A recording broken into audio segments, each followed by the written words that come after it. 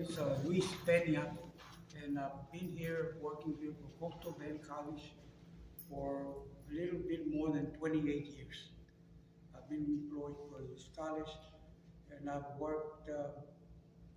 taught different courses, which is art history, art appreciation, design too, sculpture, ceramics, and I've taught all those courses. But there were some changes in the college that our art department was abandoned.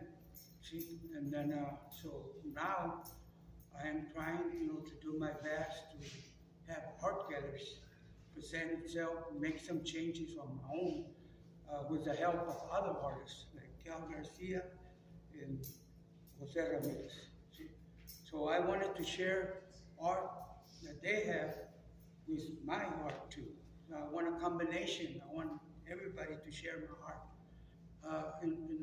My art, I have a lot of things to say about my art, my past, but I don't like to show my past. I can show you, I don't like to talk about my past, but I can show you images of what I've done, which are more life and death. See, I've done that for years, ever since I grew up as a little boy, and I've gone through a lot of stages in my life, but God has always been behind me.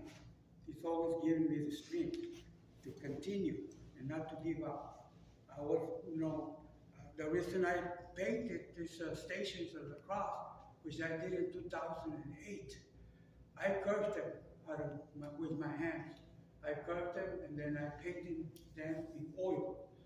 So it took me a couple of, it was not, something I had a visualization that I wanted to see how the passion of Christ. So I used my own imagination to visualize things that I would see within my eyes. And then I started, carving them. I drew first, which is very important to draw the image. And then after that, into the wood carving, trying to work different directions and then, having something to do with the here and the now. So I'm trying to say that this is practitioner, right?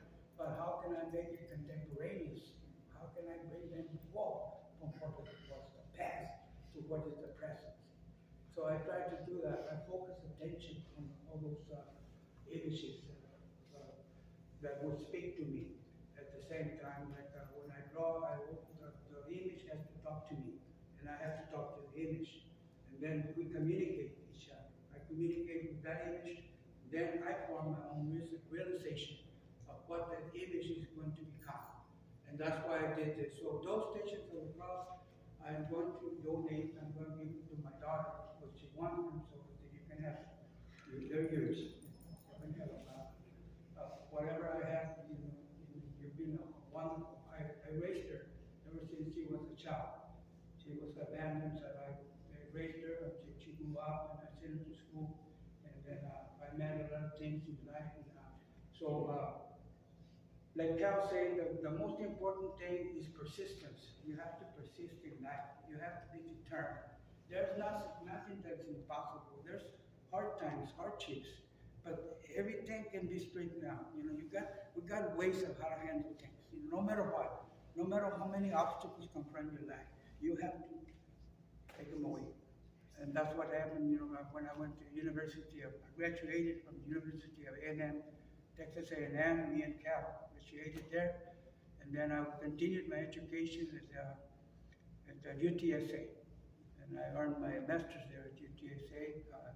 I had a one-man show there. I worked day and night until, didn't give up, very, very determined, that's what counts in life. You cannot surrender. You have to keep on going. The more you go, the better it gets to you. You'll see the sun shine better. You become enlightened, and you become charismatic. All those things are the principles that can we ourselves obtain in our lives. So I'm going to show you some of my pieces of artwork here. Like for this one right here, I started this year, 2024.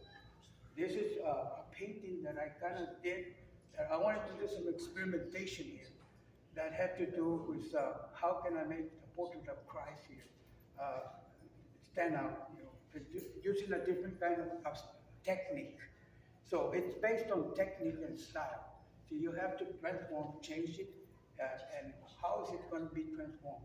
How is the way you want to see this image that seems to the presence of Him, that you feel that He's there? Because we also have to use our feelings.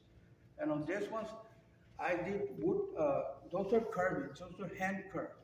I did them. Took me several years. But every time I saw a tree branch or whatever, I would get that branch and start doing the figurations of Cristo, and then I would put beads on it. And I wanted to present them in a cloth, like a painting that's with sculptures. So I kind of work with that experimentation. But anything that had to do with how can I make this, I can make it because I don't compare myself to God, because God is more powerful than me, than us. But I try to imitate God. I try to see if He creates things, I can also try to create. I'm a creator too. And this one is practical. That goes to my thoughts, to my past, to everything that I went through in life as a little kid. And then I was faced that, I saw that, I would laugh at that. But that's why I pictured Him, I'm hanging by the sockets of the skull. But everything that surrounds me becomes ghost-like. Everything's ghost-like, see? Everything is going. But I wanted to use paint, heavy thick paint in pastel to create a visual texture. Because there's two different kinds of textures, actual and visual. Visual is how can you make texture with your brush, with your palette knife. Those are things that we do those things because we have that, it takes you back to past experiences. And how can I bring this past to the present? I can show you in pictures, but I cannot describe you in words. This one is the same thing. I did some curves there, beads, and cut them out as these portraits as the eyes. And then I was hanging on the beads like that because I was raised in born Catholics. See, that's why I do this, because as a little boy, my dad told me that you got to go to church to pray. And you got to say Padre Nuestro, you got to say the sign of the cross. That's the way I was raised. See, so it's in my veins. But there's changes in life. You can change. We're able to change because the number one power is only one God. Yeah, that's what I rely on that. But that comes from my own subjections. And then this one, I made this one little box there. That's the head. My hand, I cut it out. This one is when I was in UTSA. I did this box. I created this box, and put in the things that were going in my environment, what I saw, my hand, my little girl, the swings, everything came back. And then I did this one. Had to do with also pertaining to religion. It's all religion here. Because I had it in my base. So I got to do some changes there. What can I see? Why do I do these things? I ask questions, see, but I have to find answers, see, and I try to avoid not too much to go to my past, because my past is always what was left in my past was my scars, and then I'm trying to, cure my healings. And then I did this one for you, because I'm going to landscapes now. Landscapes, from this one, I tried to paint some landscapes that was also influenced by Vincent van Gogh. Vincent van Gogh, one of my favorite artists that I like because he was more into landscape. So I want people to try to talk to me, and I want them to tell me, why am I heading toward a different kind of direction? Because I have my inner world, and now I see the world outside more beautiful. I see clearly. I can see the environment, because landscape becomes beautiful, and there's some good nature, the beauty of God. And then I try to do this one. I did the landscape mountains, and I was there. Then I got to the last one there. That's more as the impasto or tipe of a river that flowed in, that's coming out from this landscape and the clouds.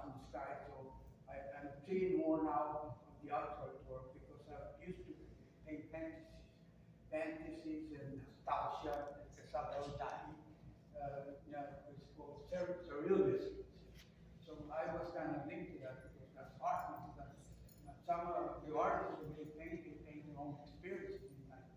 Like José, he paints his experience, which is the truth. We speak the truth. We have to tell the truth. There's no negation. Everything has to be positive. Positive thinking. Then this is the next one that I did for my identity that piece called Inventions and other time. I did it for him because me and him were very close together. I took care of him for 15 years. I took care while I was in school. I had to go to school, I had to go to A&M University. I still was taking care of him until he passed away. So I said, I got to make him an altarpiece. So I put a candle there and I did a drawing of him when he was in the emergency room, the way he died, the way he suffocated, and he couldn't breathe. All those things were going on. So I made him a new rosary with crosses, everything that, because he was also a Catholic here. So I kind of remember them. So what I wanted to, the last thing that I wanted to give to him, a treasure that I could create on my own and give him that treasure because he deserved it. That's why I have a picture of him there. And for the very next thing is, I've got the art statement here. I'm going to read you a little bit technically, and this will be the end.